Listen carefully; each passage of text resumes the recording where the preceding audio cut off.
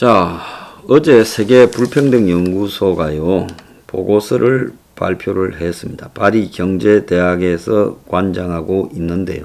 전체적으로 소득 상위 10%의 부자가 소득의 52%, 자산의 76%를 점유해 있다. 세계의 이 빈부격차 양극화가 코로나 이후 더 심해졌다.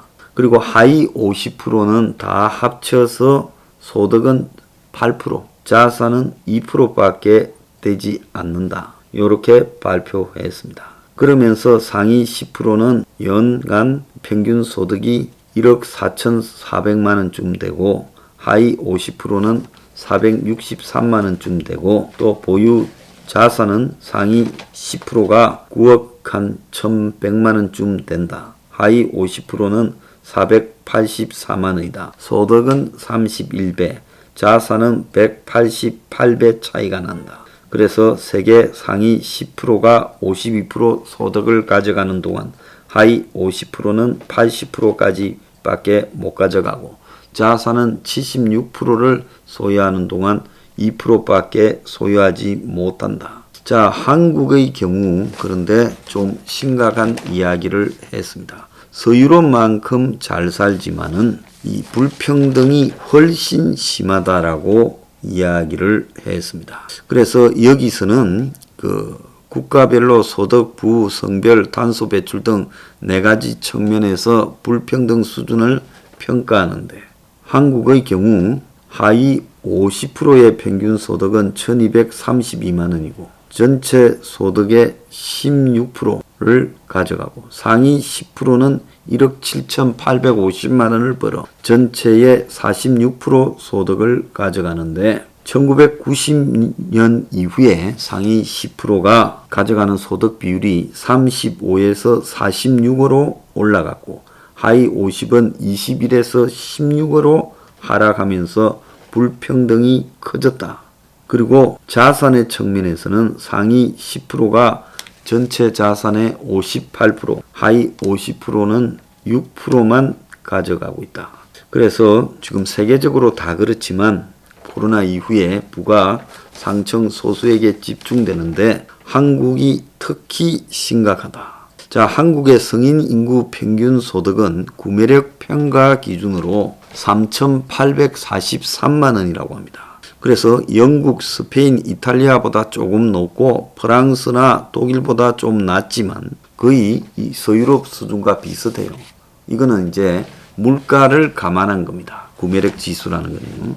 그쪽은 물가가 높고 소득이 더 높고, 우리는 물가가 거기보다는 좀 낮고 소득이 작지요. 자, 그런데 이 소득 기준은 연금 실업보험을 반영한 세전 금액이고, 그리고 똑같은 환율 계산을 해서 했는데 2021년에 한국의 상위 10%가 1억 7,850만 원을 벌었다는 거예요. 아까도 말씀드렸죠. 근데 하위 50%는 1,233만 원을 벌었고, 그래서 하위 50%가 소득의 16%만 가져가요. 그러니까 90년대 이후에 상위 10%는 가져가는 비율이 소득에서 10%가 늘었고 하위는 5%가 줄어들어서 더 심해졌다는 겁니다. 양극화가.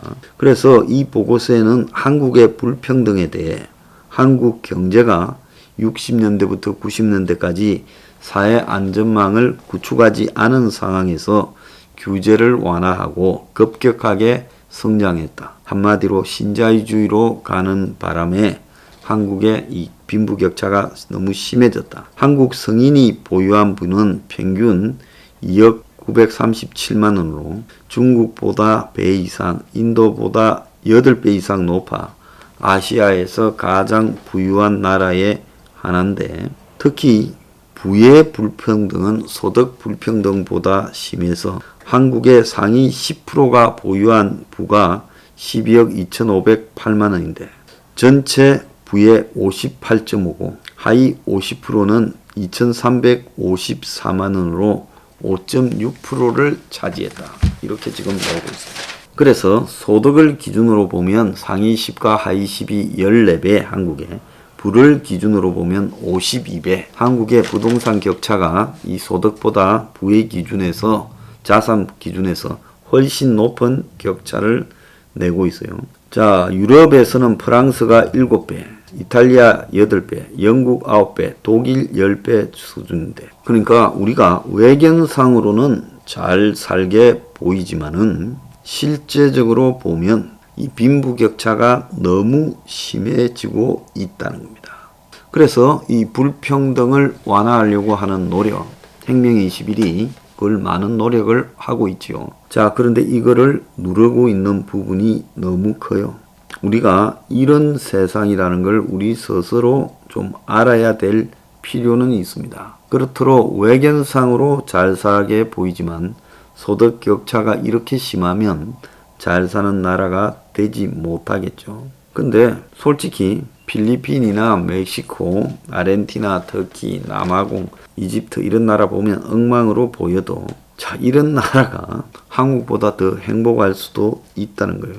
자, 그래서 우리가 여기까지가 한계가 아닌가. 지금 제가 봤을 때 여기까지가 한계라고 봅니다. 세계적 대기업이 있으면 뭐합니까? 그 대기업의 투명성이 세계 최악이고, 부동산이 높으면 뭐예요? 전부 부동산에 환장을 해서 정신을 못 차리죠. 그리고 이 나라의 지금 정치인과 뭐 모든 관료 이런 부패 수준으로 보면 거의 바닥이죠. 자, 이러면 이건 선진국이 아니라 그야말로 빚존 개살구라는 겁니다. 자, 지금 헝다가 침몰했지요. 사실상 침몰해버렸습니다. 그래서 중국 경제가 완전히 벼랑으로 몰려가고 있습니다. 중국에는 GDP가 부동산이 30%를 차지하고 있어요. 그래서 이 성장률이 이게 내려가면 지방 정부에 결정타를 입힙니다. 내년 중국 성장률이 5.3%. 자, 중국 최고 싱크탱크가 30년 만에 가장 낮을 것이다. 자, 그저께 중국의 인민은행이 지급 준비율을 5% 인하하고 서둘러 시장을 달래려고 돈도 엄청 풀었는데, 지금 가만히 보면 중국의 이 최대 싱크탱크인 사회과학원이 중국의 내년 성장 전망치를 5.3%, 자, 6% 아래로 내려간 거는 코로나 충격이었던 작년 빼면 1990년, 그러니까 중국 초창기, 개방 초창기 3.8%가 마지막인데, 그런데 이 6% 밑으로 내려가는 이유를 코로나 소비 침체에다가 부동산 경기 불황, 수출 부진이 겹쳐서 내년의 성장률이 올해보다 많이 낮을 거라고 생각을 한다며 내년 5.3%라고 발표했습니다. 자, 370조 부채인 헝다가 976억의 이자를 갚지 못해서 지금 부도가 나고 있습니다. 그래서 데드라인을 넘겨서 사실상 파산하고 있고, 중국 정부가 이걸 의식해서인지 6일날 지급 준비일까지 낮추면서 지금 돈을 풀었는데, 문제는 이 헝다 부분이 결국은 중국 정부가 집값을 잡고 기업의 부채를 관리하면서 그동안 흐트러진 중국 경제를 수습하는 과정에서 부채 통제를 하니까 지금 무너져 버린 것입니다. 그런데 부동산이 GDP에서 차지하는 비율이 과도하게 중국이 높은 상황에서 집값이 지금 폭락을 하고 있어요. 그래서 이것이 지금 경제 전반에 벌집을 건드려서 중국 정부가 감당하지 못하는 사태로 진행될 거다, 이렇게 보입니다. 그래서 중국이 그동안 부동산에 기대어서 빚으로 해온 성장이 이제 한계에 부딪혔다. 중국의 사회과학원이 5.3%라면 실제 성장은 그 반도 안 되는 2%도 안 될 거라고 제가 보고 있습니다. 그래서 중국 경제가 이제 끝이 나고 있다라고 봐야 되고요.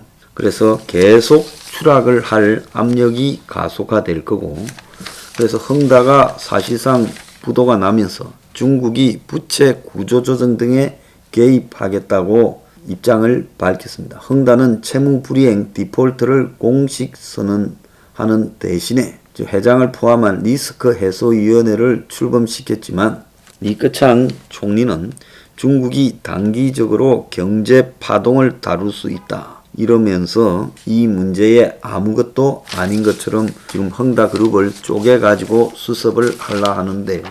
자, IMF가 중국의 경제 위기를 경고했습니다. 강력한 부양책이 필요하다. 중국의 성장 모멘텀이 급속히 둔화되었다.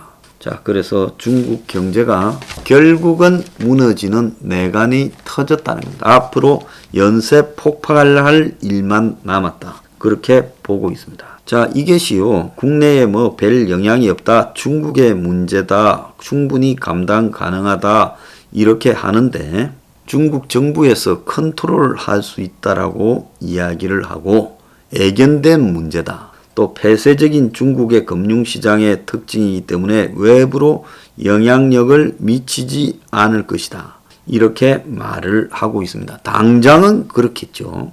그런데 미국도 결국은 이 문제에 대해서 충격을 받게 될 겁니다. 자, 중국이 돈을 풀어가지고 이 헝다 문제를 갖다가 지금 충격을 완화시키려고 시도하고 있지만, 이런 문제들을 다뤄보지 않고 계속 성장하는 경제만 본 중국이 이 문제를 잘 수습할 수 있을 거라고 생각이 들지 않습니다. 미국이 베이징 올림픽에 선수만 개별적으로 가고 정부 차원에서 보이콧하고, 뉴질랜드가 동참했고 호주, 캐나다, 영국 등이 동참을 할 거라 봅니다. 그러면 중국 올림픽에는 선수들만 그냥 참가하고 국가적으로는 다 보이콧을 하는 이유 자체가 그렇게 할 가능성이 있고요. 그러면 중국과 미국 간의 이 싸움이 더 심화되면서, 자, 중국 당국이 이 헝다의 채무에 개입을 본격화해서 채무 조정을 하겠지만은, 결국은 중국이 이런 문제를 다뤄본 적이 있느냐? 문제는 연쇄 파산으로 갈 거라는 거예요.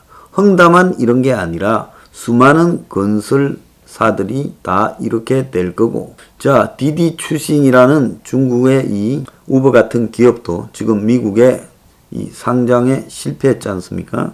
그래서 이게 이제 중국 기업들의 연쇄적인 이 부도로 이어질 겁니다. 중국의 아마 부동산 기업들 대부분이 헝다처럼 운영해 왔기 때문에 유사해요. 그럼 이런 것들이 다 무너질 때 중국 경제가 지금 헝다부터 도미노처럼 무너지게 되면 이것이 미국의 월가에 아마 중국하고 물려있는 금융 문제가 터질 겁니다. 지금 양국 사이도 최악이에요. 이런 속에서 월가에서 중국발 악재가 터지기 시작하면 그때 이제 한국에 오겠죠. 정권사에 있는 이 바람잡이 놈들은 아무 문제가 없다, 별개다, 중국 정부가 관리 가능하다, 지도 모르는 소리를 하고 있습니다. 누구 말이 맞는지 한번 보세요.